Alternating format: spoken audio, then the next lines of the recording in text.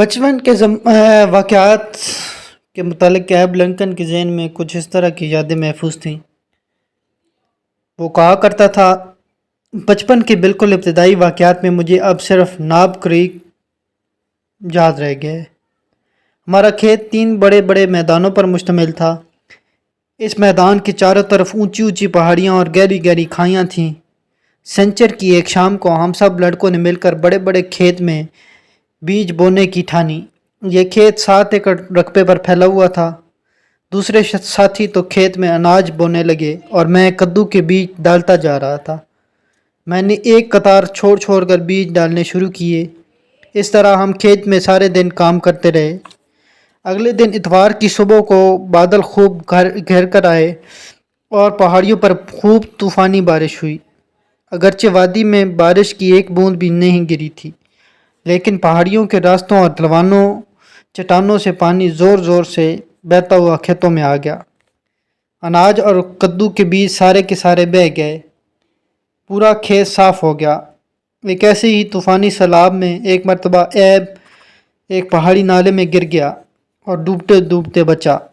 اتفاق سے اس کا دوست اور ساتھی آسٹن گولہر اس کے ساتھ تھا۔ اس نے فوراً درخت کی ایک لمبی سی شاخ پانی میں ڈال دی اور ایب نے مضبوطی سے اسے پکڑ لیا۔ آسٹن بڑی احتیاط سے اسے کھینچتا ہوا کنارے پر لے آیا۔ اس طرح ایب کی جان بچ پائی۔ ناب کریک کے میدانوں اور کھیتوں سے ہی ایب نے سب سے پہلے وسیع تر دنیا کی پہلی جھلک دیکھی۔ اس کے گھر کے سامنے سے ایک بڑی سڑک گزرتی تھی، کمبرلینڈ ٹریل۔ اس سڑک سے ہر طرح کے مسافر گزرتے تھے۔ سوداگر، خانہ بدوشوں کے قافلے، نئی بستیوں اور آبادیوں کی تلاش میں گھومنے والے، مختلف رنگ و نسل کے لوگ اس کے گھر کے سامنے سے گزرتے تھے۔ کبھی کبھی زنجیروں میں بندھے ہوئے غلام بھی دکھائی دیتے تھے۔ ایک مرتبہ وہ اسی راستے پر ایک سپاہی سے ملا جو 1812 کی جنگ کے بعد فوجی ملازمت سے سبکدوش ہو کر گھر واپس لوٹ رہا تھا۔ ایب نے اس فوجی کو ایک مچھلی بھی دی جو اس نے پہاڑی ندی سے پکڑی تھی۔ ایب ان سب سے ملتا، رنگ اور طرح طرح کے لوگ ان کی باتیں سنتا۔ اس طرح اس کی معلومات اور حیرت میں اضافہ ہوتا رہتا۔ ایب کے بارے میں اس وقت بھی لوگ کہتے تھے کہ یہ بڑے بڑے کانوں والا شریر لڑکا اس چھوٹی سی عمر میں بھی نئی نئی باتیں معلوم کرنے اور سیکھنے کا کتنا شوقین ہے۔ کچھ عرصہ بعد اسی بستی میں ایک اسکول ماسٹر آیا۔ اس کا نام تھا زکریا رائے نے۔ اس نے لکڑی کے ایک کیبن میں بستی کے بچوں کو جمع کر کے پڑھانا شروع کر دیا۔ کیبن کا فرش خاصا گندا تھا۔ سارے لڑکے جمع ہو کر ٹھیٹھ مکتبی انداز میں خوب زور زور سے ہل ہل کر پڑھتے تھے۔ ایب کو اس مدرسے میں زور زور سے پڑھنے کی جو عادت پڑ گئی تھی وہ ساری عمر باقی رہی۔ وہ بڑے ہو کر بھی ہمیشہ بلند آواز سے ہی پڑھتا تھا۔ ایب کے باپ تھامس لنکن کو پڑھنے لکھنے سے کوئی دلچسپی نہ تھی۔ خود ابراہم لنکن نے اپنے بعد کی تحریروں میں ان کے متعلق لکھا ہے کہ وہ بچپن میں بہت محنتی اور کھلنڈرے تھے۔ انہوں نے پڑھنے لکھنے کی طرف ذرا بھی توجہ نہیں کی۔ تاہم لنکن بہت اچھا شکاری تھا، پڑھائی کا کام بھی بہت اچھی طرح جانتا تھا، کھیتی باڑی کا کام بھی بہت جی لگا کر اور محنت سے کرتا تھا، لیکن وہ کبھی ایک اچھا کسان نہ بن سکا۔ اسے داستان گوئی کا سلیقہ بھی آتا تھا۔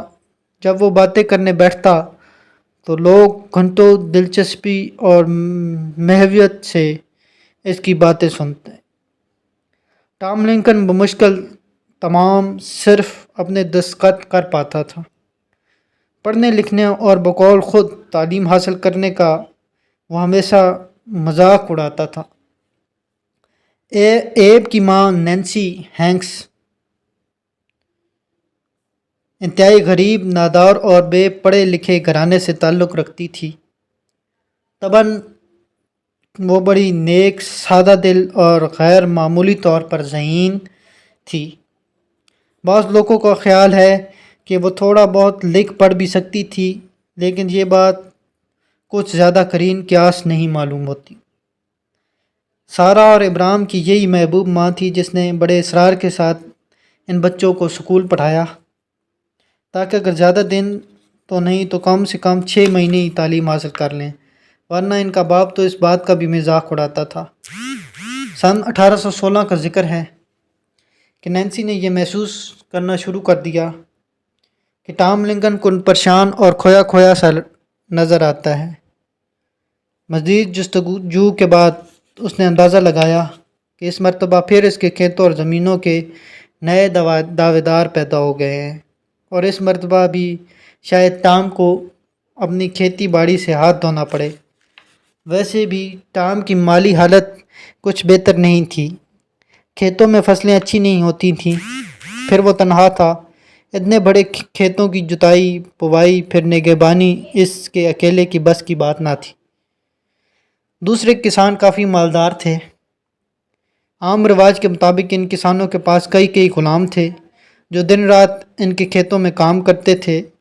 ٹام بیچارہ خود غریب آدمی تھا اور غلاموں کو خریدنے اور ان سے کام لینے کی استطاعت نہیں رکھتا تھا، اس لیے روز بروز اس کی حالت گرتی ہی جا رہی تھی۔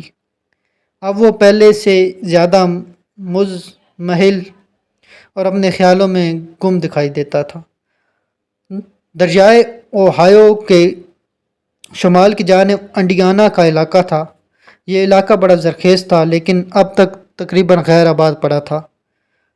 ٹام کا خیال تھا کہ کیوں نہ ایک بار پھر اس نئے علاقے میں قسمت آزمائی کی جائے، شاید تقدیر ساتھ دے اور بگڑی ہوئی بات بن جائے۔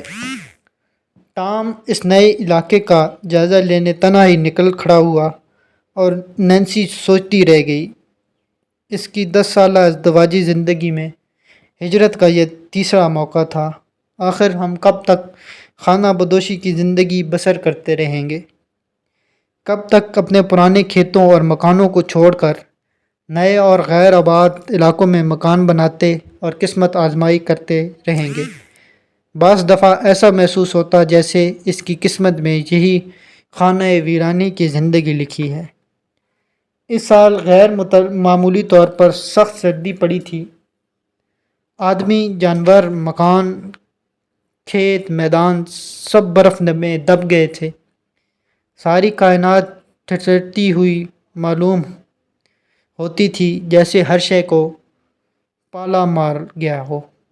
نینسی سوچتی کہ جب تک ٹام انڈیانا کے علاقے کا جائزہ لے کر واپس لوٹے گا، اس وقت تک سردی کا موسم اختتام پر ہوگا، خزاں کی آمد ہوگی، کھیتوں اور میدانوں میں خاک اڑنے لگے گی،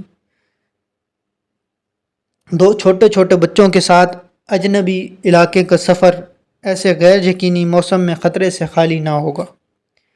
نینسی اپنے کیبن کے کمرے میں تنہا لیٹی ہوئی چھت کو تکتی رہتی۔ جنگل کی تیز ہوا کمرے کی چمنی سے ٹکرا کر سیٹی کی آواز پیدا کر کے اس کی تنہائیوں میں خوف کی لکیر کھینچ دیتی۔ نینسی کی آنکھوں میں آنسو تیرنے لگتے اور وہ اس نئی ہجرت اور نئے نقل مکانی کے مبہم مستقبل کے دھندلکوں میں کھو جاتی۔ مگر ایب کے لیے یہ نقل مکانی اس کی شرارتوں کے لیے نئی جولاں نگاہوں کا پیغام لے کر آیا۔ یہ دن اس سے کاٹے نہیں کٹتے تھے۔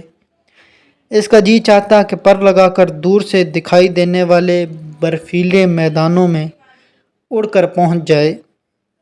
وہ اپنے نئے گھر کی خوشی میں کیبن کے پیچھے کی ڈھلوان چٹان پر اوپر تک چڑھ گیا تاکہ میلوں دور نظر آنے والے انڈیانا کے میدانوں میں ان کھیتوں کی ایک جھلک ہی دیکھ لے جہاں سے جا کر نئی بستیاں آباد کرنی تھیں۔ ان میدانوں میں جنگلی جانور اور ریچھ بھی ہوں گے، مگر ایب کو کیا پرواہ تھی۔ وہ 8 برس کے لگ بھگ تھا اور کچھ ہی عرصے میں وہ بندوق اور کلہاڑے سے ان جانوروں کا صفایا ایک بڑے آدمی کی طرح نہایت پھرتی سے کر سکے گا۔ ایب نے اکتوبر کی سورج کی تیز روشنی سے اپنی آنکھوں کو بچانے کے لیے ہاتھ کی آڑلی اور دور شمالی جانب غور سے دیکھنے لگا۔ یہ نیلی لکیر کیا ہے؟ آسمان کا افقی کنارہ ہے، یا شاید دریائے اوہایو جس کی دوسری طرف سے انڈیانا کا علاقہ شروع ہوتا ہے؟